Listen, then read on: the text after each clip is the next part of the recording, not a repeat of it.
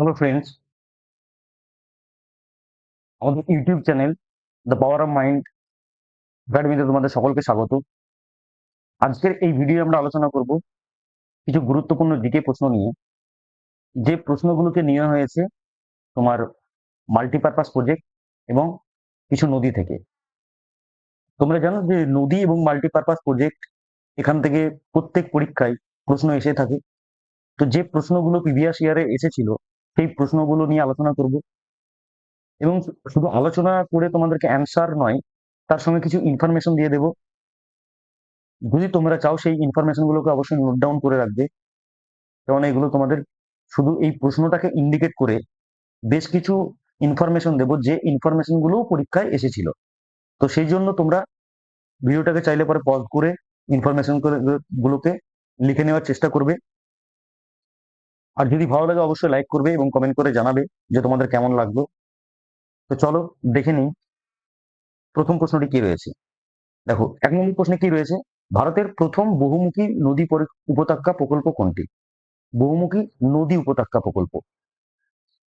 অপশনে কি আছে, ভাকরানাঙ্গাল প্রকল্প, দামোদর ভ্যালি কর্পোরেশন, হীরাকুদ বাঁধ আর সর্দার সরোবর প্রকল্প। সঠিক অ্যান্সার কি হবে? ডিভিসি বা দামোদর ভ্যালি কর্পোরেশন।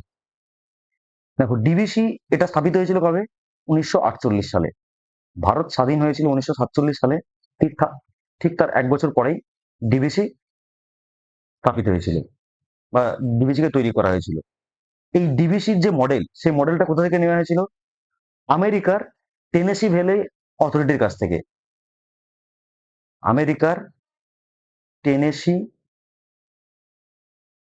উপত্যকা উপত্যকার থেকে এর মডেলটাকে নেওয়া হয়েছিল। এই টেনেসি উপত্যকাটা কোথায়? আমেরিকাতে। ঠিক আছে, এবার এই ডিবিসির যে কাজ, সেটা কোন কোন রাজ্যের উপর হয়? একটা হচ্ছে ঝাড়খণ্ড, আর হচ্ছে পশ্চিমবঙ্গ। তৎকালীন বিহার ছিল, কিন্তু বর্তমানে ঝাড়খণ্ড। ঠিক আছে, চলো তারপরে দেখে নিই। যমুনা ও সোন নিচের কোন নদীর উপনদী?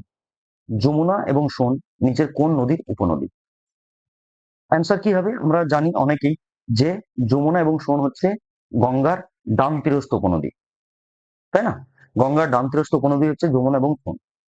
এই গঙ্গা নদীর উৎপত্তি কোথা থেকে হয়েছে?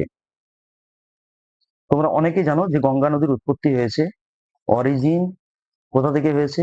না, গঙ্গোত্রী গ্লেসিয়ার। গঙ্গোত্রী গ্লেসিয়ার। এর লেন্থ পরীক্ষা জিজ্ঞেস করে। লেন্থ কোনো জায়গায় লেখা থাকে 2525, কোনো জায়গায় লেখা থাকে 2510। ঠিক আছে, তারপরে কি জিজ্ঞেস করবে তোমাকে? যদি জিজ্ঞেস করে গঙ্গার ডান তীরস্থ নদী কোনটা, বাম তীরস্থ উপনদী কোনটা, তো এগুলো দেখো, তার জন্য তোমাদের নদীর একটা আলাদা ক্লাস নিতে হবে। এখানে সব বলা সম্ভব নয়, যেহেতু এখানে এমসিকিউ আলোচনা করছি। কিছু পয়েন্ট তোমাদেরকে বলে দেবো, যে পয়েন্টগুলো পরীক্ষায় আসে। গঙ্গা, আমাদের দেশে যতগুলো নদী রয়েছে তার মধ্যে গঙ্গাতে অক্সিজেনের পরিমাণ প্রায় 25 গুণ বেশি অন্যান্য নদীর তুলনায়। কি বললাম? অন্যান্য নদীর তুলনায় গঙ্গার জলে অক্সিজেনের পরিমাণ প্রায় 25 গুণ বেশি। এবং এই নদী ভারত এবং বাংলাদেশে প্রবাহিত হয়েছে। ভারতে গঙ্গা নামে পরিচিত, কোথাও ভাগীরথী নামে পরিচিত, এবং যখন বাংলাদেশে ঢুকছে তখন তার নাম কি হয়ে যাচ্ছে? পদ্মা। তো এই কিছু কিছু পয়েন্ট তোমাদেরকে মনে রাখতে হবে। এবার দেখো, এখানে আমরা আরো দুটো নদীর নাম পেয়েছি কোশ্চেনে, সেটা হচ্ছে যমুনা ও সোন। আমরা জানি যমুনার উৎপত্তি কোথায়? যমুনোত্রী হিমবাহ থেকে। তো যমুনা যেখানে গঙ্গার সঙ্গে মিশছে সেটাকে কি বলি আমরা? ত্রিবেণী সঙ্গম। যমুনা নদী যেখানে গঙ্গার সঙ্গে মিশছে সেই জায়গাটাকে আমরা কি বলি? ত্রিবেণী সঙ্গম। ত্রিবেণী সঙ্গম। এই ত্রিবেণী সঙ্গমটি কোথায়? বর্তমানে বলা হয় প্রয়াগরাজ। আগে কি বলা হতো? আগে বলা হতো এলাহাবাদ। তো এই প্রয়াগরাজে ত্রিবেণী সঙ্গমে কি হয়েছে? যমুনা এবং গঙ্গা মিলিত হয়েছে। ঠিক আছে, আর এখানেই কি হয়? তোমার কুম্ভ মেলা হয়, যেখানে গঙ্গা যমুনা মিলিত হয়েছে। এই জায়গায় 12 বছর অন্তর কি হয়? কুম্ভ মেলা হয়, 12 বছর অন্তর অন্তর। এছাড়াও তোমাদেরকে সোন থেকেও জিজ্ঞেস করতে পারে। সোনের উৎপত্তি কোথা থেকে হয়েছে? অমরকণ্টক থেকে হয়েছে। সোন নদী গঙ্গার সঙ্গে কোথায় মিলিত হয়েছে? গঙ্গার সঙ্গে মিলিত হয়েছে তোমার পাটনাতে। সোন কোথা থেকে উৎপন্ন হলো? অমরকণ্টক থেকে। তারপরে উত্তর দিকে প্রবাহিত হতে থাকে। আর এদিক থেকে কে আসে? গঙ্গা আসে। তো গঙ্গার সঙ্গে যেখানে সোনের মিলন হচ্ছে সেই জায়গাটা কি? সেটা হচ্ছে পাটনা। মনে থাকবে? চলো, এইবার সোন থেকে আরো কিছু ইম্পর্টেন্ট তথ্য মনে রাখবে, যেটা খুবই দরকার। সেটা হচ্ছে তোমার বানসাগর ড্যাম। কি না, বানসাগর ড্যাম বা বাঁধ, বানসাগর বাঁধ কোথায় আছে? এটা মধ্যপ্রদেশে। কোন নদীর উপর? সোন নদীর উপর। 2 নম্বর মনে রাখবে, ইন্দ্রপুরী ব্যারাজ। ইন্দ্রপুরী ব্যারাজ এটাও কোথায় আছে? এটা আছে তোমার বিহারে। কোন নদীর উপর? সোন নদীর উপর। তারপরে 3 নম্বর লিখবে রিহান্দ। রিহান্দ প্রকল্পের নাম আমরা শুনেছি। এই রিহান্দ কে না, রিহান্দ হচ্ছে সোনেরই একটা উপনদী। সেই রিহান্দের উপরে কি উঠেছে? রিহান্দ প্রকল্প। আর একটাও আছে তোমার কয়লার ব্রিজ। কি বলা হয়? কয়লার ব্রিজ। এই কয়লার ব্রিজটা কি? এই কয়লার ব্রিজটা হচ্ছে ভারতের সব থেকে পুরনো নদী ব্রিজ। ভারতের সব থেকে পুরনো নদী ব্রিজ কোনটা? এই কয়লার ব্রিজ, ওল্ডেস্ট রিভার ব্রিজ। তাহলে কি কি বললাম? সোনের উপর নির্মিত হয়েছে বানসাগর ড্যাম মধ্যপ্রদেশে, ইন্দ্রপুরী ব্যারেজ বিহারে, আর রিহান হয়েছে সোনের উপনদী, আর কয়লার হচ্ছে একটা ব্রিজ, যেটা ইন্ডিয়ার ওল্ডেস্ট রিভার ব্রিজ। তারপরে চলে এসো, আজমির নিচের কোন নদীর তীরে অবস্থিত? আজমির। দেখো, আজমির জায়গাটার নাম শুনলে আমাদের একটা মসজিদের কথা মনে পড়ে, সেটা হচ্ছে আড়াই দিন কা ঝোপড়া। কি? আড়াই দিন কা ঝোপড়া, তাই না? আড়াই দিন কা ঝোপড়া কে নির্মাণ করেছিল? তোমরা কমেন্ট বক্সে অ্যান্সার দেবে। কেননা আগের একটা ভিডিও আমি নিয়েছিলাম তোমাদেরকে, সেখানে ক্লাস করিয়েছিলাম যে ভারতের যত তোমার কি আছে ওয়ার্ল্ড হেরিটেজ জায়গা আছে বা মনুমেন্ট আছে, সেগুলোর উপর একটা ভিডিও আমি অলরেডি বানিয়েছি। চাইলে পরে তোমরা প্লে লিস্টে গিয়ে দেখতে পারো। এবং আড়াই দিন কা ঝোপড়ার নামটা কেন আড়াই দিন কা ঝোপড়া রাখা হয়েছিল সেটারও বিবরণ সেখানে দেওয়া রয়েছে।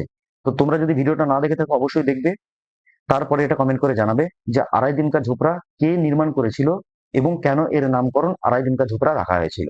যাই হোক, টুনিকে কি বলা হয়? অন্তর্বাহিনী নদী বা ইনল্যান্ড রিভার। অন্তর্বাহিনী নদী। অন্তর্বাহিনী নদী কাকে বলে? যে নদীগুলো কোনো একটা দেশের মধ্যে উৎপন্ন হয়ে, দেশের বাউন্ডারির মধ্যে উৎপন্ন হয়ে সেই দেশের মধ্যেই বিলীন হয়ে যায়, সেই নদীগুলোকে কি বলা হয়? অন্তর্বাহিনী নদী বলা হয়। তারপরে চলে এসো, ভাকরা নাঙ্গাল বাঁধ কোন নদীর উপর নির্মিত? দেখো, ভাকরা নাঙ্গাল এটা কিন্তু দুটো আলাদা সেপারেট সেপারেট বাঁধ, কিন্তু আমরা যখন নামটাকে বলি তখন কি বলি? দুটো আলাদা বাঁধ, তাই না? ভাকরা একটা বাঁধ, নাঙ্গাল একটা বাঁধ, দুটোকে মিলিয়ে কি করা হয়েছে? একটা বাঁধ আমরা বলে থাকি প্রায়শই, কিন্তু এটা দুটো আলাদা আলাদা বাঁধ। এই ভাকরা বাঁধ কোথায় রয়েছে? ভাকরা বাঁধ রয়েছে তোমার হিমাচল প্রদেশে, আর নাঙ্গাল কোথায় রয়েছে? পাঞ্জাবে। হিমাচল প্রদেশে কে রয়েছে? ভাকরা। নাঙ্গাল কোথায় রয়েছে? পাঞ্জাবে। তো ভাকরা নাঙ্গাল বাঁধ কোন নদীর উপর নির্মিত? সতলুজ নদীর উপর নির্মিত। এই সতলুজ নদীটা হচ্ছে একটা অ্যান্টিসিডেন্ট রিভার। কি বললাম? Antecedent river. এই অ্যান্টিসিডেন্ট রিভার কি? যদি না জানো অবশ্যই কমেন্ট বক্সে কমেন্ট করে জানাবে। আর যারা জানো তারা কমেন্ট করে জানাবে যে অ্যান্টিসিডেন্ট রিভার কাদেরকে বলা হয়। 2-3টে উদাহরণ তোমরা দিয়ে দেবে। এরপর দেখো, এখান থেকে যে পয়েন্টগুলো তোমার জানা দরকার সেটা হচ্ছে ভাকরা নাঙ্গাল বাঁধের দৈর্ঘ্য কত? এর টোটাল লেন্থ হচ্ছে 518, আর হাইট কত? 226 মিটার। ঠিক আছে। এর তীরেই এই ভাকরা বাঁধের পিছনে একটা জলাধার রয়েছে, সেই জলাধারটার নাম কি? গোবিন্দ সাগর জলাধার। গোবিন্দ সাগর জলাধার কোথায় রয়েছে? গোবিন্দ সাগর জলাধার হিমাচল প্রদেশে রয়েছে। হিমাচল প্রদেশে। কোন বাঁধের পিছনে? ভাকরা বাঁধের পিছনে। ঠিক আছে। আর এই গোবিন্দ সাগর কে ছিলেন? গোবিন্দ সাগর হচ্ছে দশম শিখ গুরু। ঠিক আছে। গোবিন্দ সাগর নামটা রাখা হয়েছে দশম শিখ গুরুর নামকে স্মরণে রাখার জন্য। তারপরে চলো, ভারতের সবচেয়ে উঁচু বাঁধ কোনটি? ভারতের সবচেয়ে উঁচু বাঁধ, অ্যান্সার কি হবে? অ্যান্সার হবে তেহেরি বাঁধ। অনেকে আবার ভাকরা নাঙ্গাল করে বসি। ভাকরা নাঙ্গাল দেখো, ভাকরা নাঙ্গালের দৈর্ঘ্য কত বললাম? উচ্চতা 226 মিটার, কিন্তু তেহেরি বাঁধের উচ্চতা কত? 260+ মিটার। ঠিক আছে। তাহলে ভাকরা বাঁধ হচ্ছে সেকেন্ড হাইয়েস্ট ড্যাম, আর তেহেরি বাঁধ হচ্ছে হাইয়েস্ট ড্যাম। মনে থাকবে সব থেকে উঁচু কোনটা? তেহরি বাঁধ। আর দ্বিতীয় সর্বোচ্চ উঁচু কোনটা? সেটা হচ্ছে ভাকরা বাঁধ। এই ভাকরা বাঁধ, তেহরি বাঁধটা কোথায় আছে? তেহরি বাঁধটা আছে তোমার উত্তরাখণ্ডে। কোথায়? উত্তরাখণ্ডে। কোন নদীর উপর? নদী হচ্ছে ভাগীরথী। ভাগীরথী নদীর উপরে কে রয়েছে? তেহরি বাঁধ রয়েছে। তারপরে প্রশ্নটা দেখো না, কোন নদীর উপরে রিহান্দ বাঁধ নির্মাণ করা হয়েছে? একটু আগেই বললাম রিহান্দ বাঁধের কথা, ফোন পড়াতে পড়াতে, সেটা হচ্ছে রিহান্দ। এখানে যেহেতু অপশন নেই, তাহলে কি হবে? সোন নদী হবে। কেননা সোনের একটা উপনদী হচ্ছে রিহান্দ। সেই রিহান্দের উপরে কে গড়ে উঠেছে? রিহান্দ বাঁধ গড়ে উঠেছে। তারপরেরটা দেখে নাও, হীরাকুদ বাঁধ কোন নদীর উপর নির্মিত? হীরাকুদ বাঁধ, দেখো এখান থেকে বেশ কিছু পয়েন্ট তোমাদেরকে মনে রাখতে হবে। হীরাকুদ বাঁধটা কি না? Longest dam in India. Longest dam in India, ভারতের দীর্ঘতম ড্যাম বা বাঁধ হচ্ছে হীরাকুদ। সেকেন্ড পয়েন্ট কি? Second, longest earthen dam in the world, মানে ভারতের দীর্ঘতম বাঁধ হীরাকুদ, পৃথিবীর দীর্ঘতম মাটির বাঁধ হচ্ছে হীরাকুদ। মনে থাকবে। 3 নম্বর পয়েন্ট কি মনে রাখবে? 3 নম্বর পয়েন্ট মনে রাখবে যে এখানে কি রয়েছে? একটা জলাধার রয়েছে যার নাম হচ্ছে হীরাকুদ। হীরাকুদ জলাধার, জলাধার বা হ্রদ। আর এই হ্রদটাকে কি বলা হয়? এশিয়া মহাদেশের সব থেকে বড় কৃত্রিম হ্রদ। এশিয়া মহাদেশের সব থেকে বড় কি না? কৃত্রিম হ্রদ। কোনটা? এই হীরাকুদ জলাধার বা হীরাকুদ হ্রদ। কোন নদীর উপর নির্মিত? মহানদীর উপর নির্মিত। এবার মহানদীর কথা যদি আসে, তোমাকে জিজ্ঞেস করতে পারে মহানদী কোথা থেকে উৎপন্ন হয়েছে? মহানদীর উৎপত্তি কোথা থেকে হয়েছে? সিওয়া মাউন্টেন। ছত্তিশগড়ের সিওয়া মাউন্টেন থেকে মহানদীর উৎপত্তি হয়েছে। সেউনাদ, এই নামটা অবশ্যই মনে রাখবে। সেউনাদ, সেউনাদকে মহানদীর দীর্ঘতম উপনদী। মহানদীর দীর্ঘতম উপনদী হচ্ছে সেউনাদ। আর এই মহানদীকে কি বলা হয়? সর অফ, সর অফ ওড়িশা। ওড়িশা। যেমন দামোদরকে কি বলা হয়? সর অফ বেঙ্গল। সোনকে কি বলা হয়? সর অফ বিহার। সেরকম সর অফ ওড়িশা কাকে বলা হয়? মহানদীকে। চলো তারপরে প্রশ্ন দেখে নাও, ব্রহ্মপুত্র নদী অরুণাচল প্রদেশের ড্যাশ নামে পরিচিত? ব্রহ্মপুত্র নদী অরুণাচল প্রদেশে কি নামে পরিচিত? প্রথমে বলি, ব্রহ্মপুত্র নদী উৎপত্তি কোথা থেকে হয়েছে? তিব্বত থেকে। তো তিব্বতে কি নামে পরিচিত? তিব্বতে পরিচিত Yarlung, Yarlung Tsangpo. Yarlung Tsangpo নামে তিব্বতে পরিচিত। আর ভারত যখন অরুণাচল প্রদেশে ঢুকছে, তখন এর নাম কি হয়ে যাচ্ছে? দিহাং বা সিয়াং। দিহাং বা সিয়াং নামে অরুণাচল প্রদেশে পরিচিত। তো তিব্বত থেকে যখন উৎপন্ন হলো, তখন ও এরকম ভাবে কোন দিকে? পূর্ব দিকে যেতে শুরু করলো। তারপরে এইখান থেকে আবার নামচা বারোয়ার কাছে কি হলো? একটা সিনটেক্সাল বেদ নিয়ে ভারতে প্রবেশ করলো, অরুণাচল প্রদেশে। ঠিক আছে। তো এর দৈর্ঘ্য তোমাকে জিজ্ঞেস করে। এর দৈর্ঘ্য হচ্ছে, কোন জায়গায় লেখা থাকে 2880, কোন জায়গায় লেখা থাকে 2900। ঠিক আছে। এইবার এর পূর্ব বাহিনী নদী, উপনদী এবং পশ্চিম বাহিনী উপনদীগুলোকে জিজ্ঞেস করে, তো সেগুলো যখন ব্রহ্মপুত্র নদী পড়াবো তখন তোমাদেরকে বলে দেবো। চলো তারপরে একটা দেখে নাও, নিম্নলিখিত প্রকল্পগুলির মধ্যে কোনটি বিশ্বের দীর্ঘতম বাঁধগুলির একটি? একটু আগেই বললাম, কোনটা হবে? হীরাকুদ বাঁধ দীর্ঘতম বাঁধের কথা বলেছে। চলো তারপরেরটা দেখো, সর্দার সরোবর বাঁধ কোন নদী উপত্যকা প্রকল্পের অংশ? সর্দার সরোবর প্রকল্প নর্মদা নদী উপত্যকা প্রকল্প। কোথায় আছে এটা? গুজরাটে আছে। এই প্রকল্পটা কোথায় আছে? গুজরাটে আছে। কিন্তু যদি তোমাকে জিজ্ঞেস করে যে নর্মদা নদীর উৎপত্তি কোথা থেকে হয়েছে, তাহলে কি হবে? অমরকণ্টক। অমরকণ্টক থেকে উৎপত্তি হয়েছে কার? নর্মদা রিভারের। এরপরে সে কি করেছে? নর্মদা রিভার অমরকণ্টক থেকে উৎপত্তি হয়ে পশ্চিম দিকে প্রবাহিত হতে শুরু করেছে, এসে আরব সাগরে পতিত হয়েছে। কিন্তু এখান থেকে কিছু জিনিস তোমাকে পড়ে রাখতে হবে, সেটা হচ্ছে উপরে কে রয়েছে? বিন্ধ্যা রেঞ্জ। বিন্ধ্যা রেঞ্জ রয়েছে কোথায়? উপরে। আর নিচে রয়েছে কে? সাতপুরা রেঞ্জ। সাতপুরা রেঞ্জ। পরীক্ষায় অনেক সময় জিজ্ঞেস করে যে সাতপুরা রেঞ্জ নর্মদা নদীর কোন দিকে রয়েছে। নর্মদা নদীর দক্ষিণ দিকে রয়েছে সাতপুরা রেঞ্জ, আর উত্তরে রয়েছে কে বিন্ধ্য রেঞ্জ। মনে থাকবে? আচ্ছা, এখান থেকে আরো কিছু পয়েন্ট তুমি মনে রাখবে, সেটা হচ্ছে ইন্দিরা সাগর বাঁধ। কি? ইন্দিরা ইন্দিরা সাগর বাঁধ কোথায় রয়েছে? এটা এটা রয়েছে মধ্যপ্রদেশে। 2 নম্বর পয়েন্ট কি মনে রাখবে? Kanha Kanha national park. কেন বলছি সেটা পরে বলছি। 3 নম্বর পয়েন্ট কি মনে রাখবে? জব্বলপুর শহর। জব্বলপুর শহর। এই যে 3টে পয়েন্ট আমি লিখলাম, ইন্দিরা সাগর বাঁধ, কানহা ন্যাশনাল পার্ক এবং জব্বলপুর শহর, এইগুলো সব কোথায় রয়েছে? ইন্দিরা সাগর বাঁধ রয়েছে কোন নদীর উপর? নর্মদা নদীর উপর। কানহা ন্যাশনাল পার্ক কোন নদীর তীরে অবস্থিত? নর্মদা নদীর তীরে অবস্থিত। জব্বলপুর শহর কোন নদীর তীরে অবস্থিত? নর্মদা নদীর তীরে অবস্থিত। মনে থাকবে? চলো, ভারতের বৃহত্তম সেচ খাল কোনটি? খুবই ইম্পর্টেন্ট প্রশ্ন। ভারতের বৃহত্তম সেচ খাল হচ্ছে রাজস্থান খাল। কি বললাম? রাজস্থান খাল। তো আমরা যারা জানি না তারা প্রথমে কি বলবো? তাহলে তো এখানে অপশন নেই। না, অপশন তো অবশ্যই আছে। অপশনের সঠিক অ্যান্সার হবে ইন্দিরা গান্ধী খাল। এই ইন্দিরা গান্ধী খালের আগের নাম কি ছিল? রাজস্থান খাল। রাজস্থান খালের নাম পরিবর্তন করে কি রাখা হয়েছে? ইন্দিরা গান্ধী খাল। মনে থাকবে? তো এই খালের দৈর্ঘ্য কত? এই দৈর্ঘ্য হচ্ছে 650 মিটার। এই খালটা থেকে যে সমস্ত রাজ্যগুলো উপকৃত হয় সেটা হচ্ছে পাঞ্জাব, একটা হচ্ছে রাজস্থান, আর একটা হচ্ছে হরিয়ানা।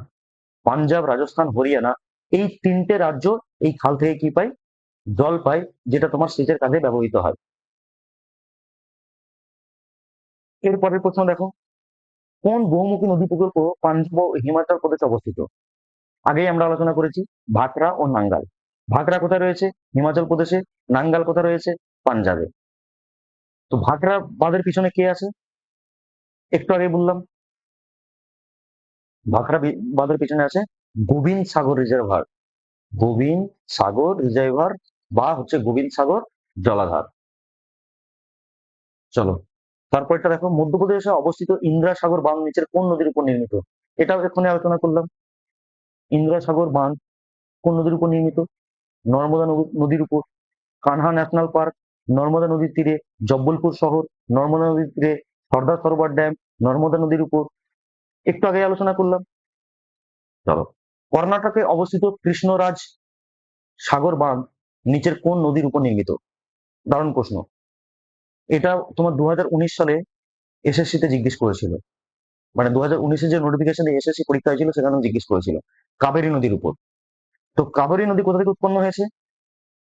পশ্চিমঘাট পর্বতমালার ব্রহ্মগির রেঞ্জ থেকে বা ব্রহ্মগির পাহাড় থেকে, তাই না? এর দৈর্ঘ্য অনেক সময় জিজ্ঞেস করে 1341 মিটার। এই যে বাঁধটা কৃষ্ণ রাজসাগর বাঁধ, এটা নির্মাণ করা হয়েছিল কবে? 1924 সালে। এটাও মনে রাখবে। তারপরে দেখো, ভারতের কোন নদী উন্মুক্ত নর্মদা নামে পরিচিত? উন্মুক্ত নর্মদা। আগে উন্মুক্ত নর্মদা কেন বলা হয়? না, এখানে যে যেমন ভাবে পারে সে কি করে? আবর্জনা ফেলে এই নদীতে। যে যেমন ভাবে পারে সেরকম ভাবে আবর্জনা ফেলে যায়, সেই জন্য এটাকে কি বলা হয়েছে? উন্মুক্ত নর্মদা। কোন নদী সেটা? সেটা হচ্ছে যমুনা নদী। সবচেয়ে দূষিত নদী হচ্ছে যমুনা নদী। আজকের ভিডিওটি এই পর্যন্তই। যদি ভিডিওটি তোমাদের ভালো লাগে অবশ্যই তোমরা একটা কমেন্ট করে জানাবে। আর যদি আমাদের চ্যানেলে নতুন হও তাহলে অবশ্যই চ্যানেলটিকে সাবস্ক্রাইব করবে। দেখো, আমাদের একটা অফিসিয়াল অ্যাপ রয়েছে যেটা তোমরা প্লে স্টোর থেকে ডাউনলোড করতে পাবে। প্লে স্টোরে গিয়ে তোমরা সার্চ করবে টিটিএম একাডেমি অনলাইন, তাহলে তোমরা একটা অ্যাপ পেয়ে যাবে। সেই অ্যাপটাকে ডাউনলোড করলে তোমরা ফ্রিতে বিভিন্ন পরীক্ষার জন্য মক দিতে পাবে। এনটিপিসির জন্য যারা প্রিপারেশন নিচ্ছ, এনটিপিসির জন্য তারা হিন্দি এবং ইংরেজি এই দুটো ভাষায় প্রায় 8 থেকে 10টা তোমরা কি পাবে? ফ্রিতে মক দিতে পাবে। তো অবশ্যই আমাদের অ্যাপটিকে ডাউনলোড করে নাও। এবং আমরা রিসেন্টলি অনলাইন কোর্স চালু করছি ডব্লিউপির জন্য। আমাদের মেন মোটিভই হচ্ছে তোমাদেরকে পড়ানো। সেই জন্য আমরা আমরা তোমাদেরকে ডব্লিউপির পুরো যে সিলেবাস সেই সিলেবাসটাকে কমপ্লিট করাবো। এবং এই কোর্সে যেহেতু আমরা প্রথম তোমাদের জন্য নিয়ে এসেছি অনলাইনে, সেই জন্য আমরা মাত্র 199 টাকায় তোমাদেরকে অ্যাক্সেস দেবো, এবং এই 199 টাকার বিনিময়ে তোমরা পুরো কোর্সটাকে পাবে লাইফ টাইম ভ্যালিডিটির সাথে। তোমরা 10টা ফুল মক টেস্ট পাবে, একটা পিডিএফ ইবুক পাবে, যে ইবুকে তোমাদের পুরো স্ট্যাটিক্স জিকেটা কভার করা থাকবে। তোমরা মান্থলি কারেন্ট অ্যাফেয়ার্স পাবে, 400 প্লাস তোমাদের মিনি মক টেস্ট থাকবে। এতগুলো ফেসিলিটি পাবে তোমরা মাত্র 199 টাকায়। যদি তোমরা কেউ চাও যে এই কোর্সে অ্যাডমিশন নেবে, তাহলে তোমরা নিতে পারো। দেখো, অনেকের মনে হতে পারে যে 199 টাকায় কি পড়াবে। যদি তোমরা একবার অ্যাডমিশন নাও, বা আমাদের এই ভিডিওগুলো দেখে যদি তোমাদের মনে হয় যে না, পড়ানো ঠিকঠাক রয়েছে, তাহলে তোমরা অ্যাডমিশন নেবে। না হলে পরে নিচের দেওয়া নাম্বারে তোমরা কল করতে পারো, যোগাযোগ করতে পারো যদি তোমাদের কিছু জানার থাকে। Thank you.